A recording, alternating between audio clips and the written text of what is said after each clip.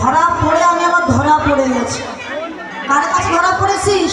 আমি ধরা দেবীর কোলে ধরা পড়েছি।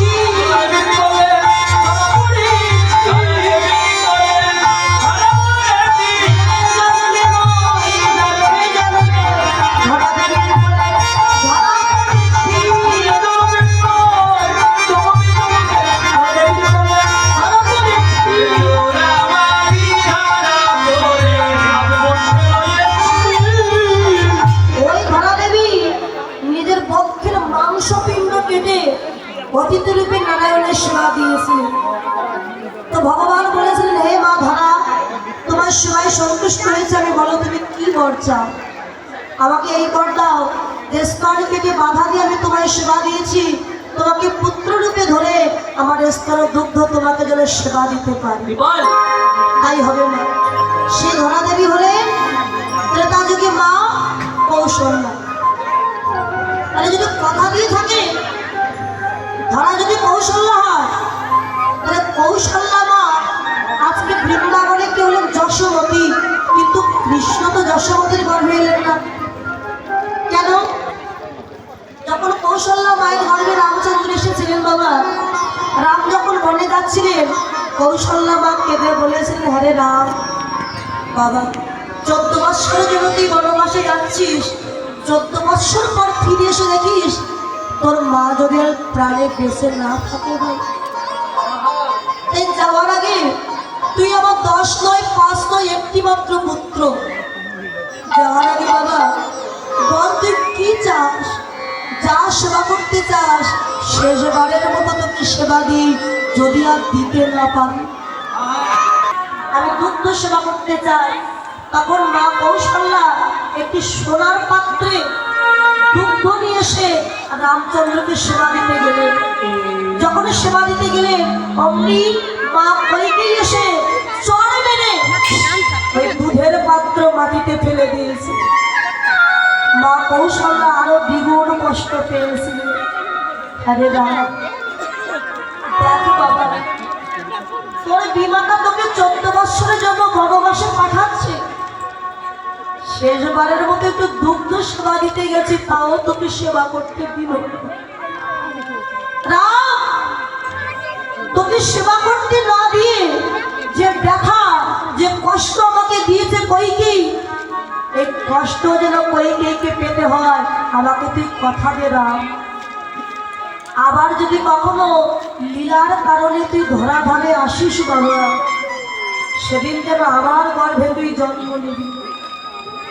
সেদিন তুই তোর বিমাতা কইকেয়ীর গর্ভে জন্ম নিবি, তবে কথা দে জন্ম নিবি বটে, কিন্তু তার স্তন দুগ্ধ যেন কোনোদিন তুই সেবা করবি না। কইকেয়ী যেন বোঝে যে সন্তানকে দুগ্ধ সেবা দিতে না পারলে সে মায়ের কত কষ্ট হয়, কত যন্ত্রণা। বৃন্দাবনে সেই কইকেয়ী মা হল দেবকী। দেবকীর গর্ভে ভগবান কৃষ্ণ এলেন। ভগবানের তো জন্ম নয়, আবির্ভূত হয়েছে। এখন আবির্ভূত হয়েছেন মায়ের কোলে। সন্তান জন্ম নেওয়ার সাথে সাথে পিতা বসুদেব পুত্রকে নিয়ে নন্দালয়ে পৌঁছে দিলেন। পুত্র কৃষ্ণ একটি বারের জন্য মা দেবকীর স্তন দুগ্ধ পান করলেন, নিয়ে চলে গেছে। এখন আমার সন্তান যদি দুগ্ধ পান না করে, তাহলে স্তন দুগ্ধ যন্ত্রণা হয়, বক্ষে যন্ত্রণা হয় না, যন্ত্রণা হচ্ছে, সন্তান তো দুগ্ধ পানই করেন। এই যন্ত্রণা সহ্য করতে না পেরে দেবকী মা কি করলেন? নিজের হাত দিয়ে মর্দন করে ওই দুগ্ধ মাটিতে ফেলে দিচ্ছে আর কাঁদছে, কৃষ্ণ তুই কেন আমার দুগ্ধ সেবা করলি? কাঁদছে। কৃষ্ণচন্দ্র ওই নন্দালয় থেকে মনে মনে বলছে, মা আসতে, মা তোমার অপরাধের কারণে, তোমার ভুলের জন্য আমি তোমার স্তন দুগ্ধ আমি সেবা করিনি, তবে আমার সেবার বস্তু দুগ্ধ তুমি যে মর্দন করে মাটিতে ফেলছো মা, ওই মাটি হয়ে গেছে পবিত্র। তাই মা, যে দুগ্ধ মর্দন করে মাটিতে ফেললে তুমি, আমি কথা দিলাম এই যুগে একটু সেবা করতে পারলাম না মা। তাই আগত কলিযুগে যখন আমি বহু হব, তখন আমি সোনার পাত্রে সেবা করব না, আমি রূপার পাত্রে নয়, তামার পাত্রে নয়, আমি ওই মাটির পাত্রে সেবা করিব। মাটির পাত্রে সেবা করিব, সত্যি বলো সোনা পূর্ণ করিব, ওই মাটির পাত্রে আমি সেবা করিব।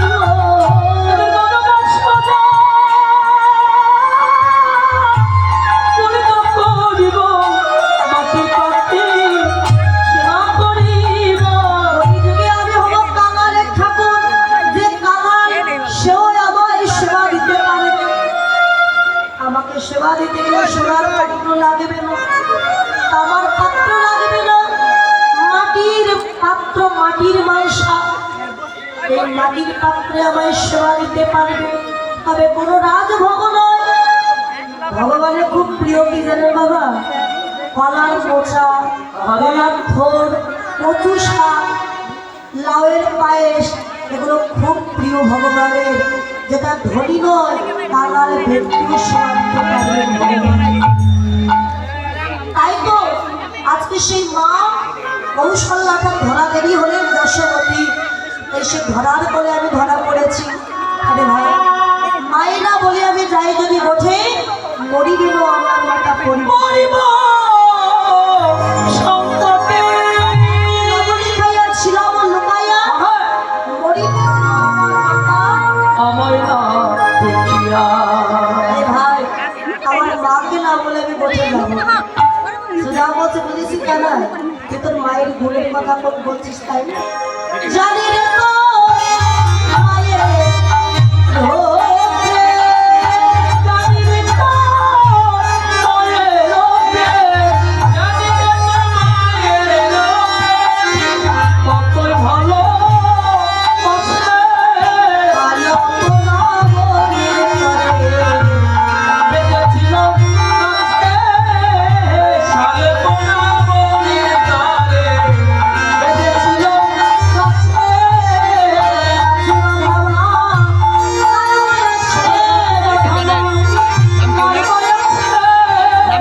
সুধামা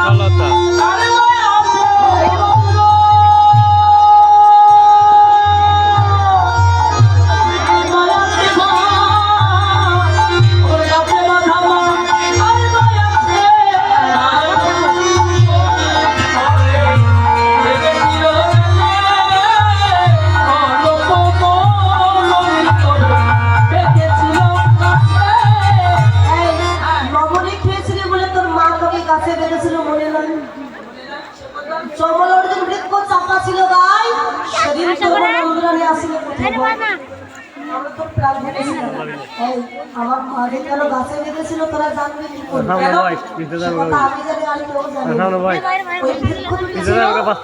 ওই যে ধনকুবেরের পুত্র নলকুবের এরা নারদমণির অভিশাপে বৃক্ষকুলে জন্ম নিয়েছিল। আমার আশীর্বাদ ছিল ভগবান শ্রীকৃষ্ণ চরণে পরশকে তোমরা দুই ভাই বৃক্ষ জন্ম থেকে মুক্তি পেয়ে যাবে। তাই তো আমার মা কাছে বেঁধেছিল। আমার মায়ের নিন্দা করবে না।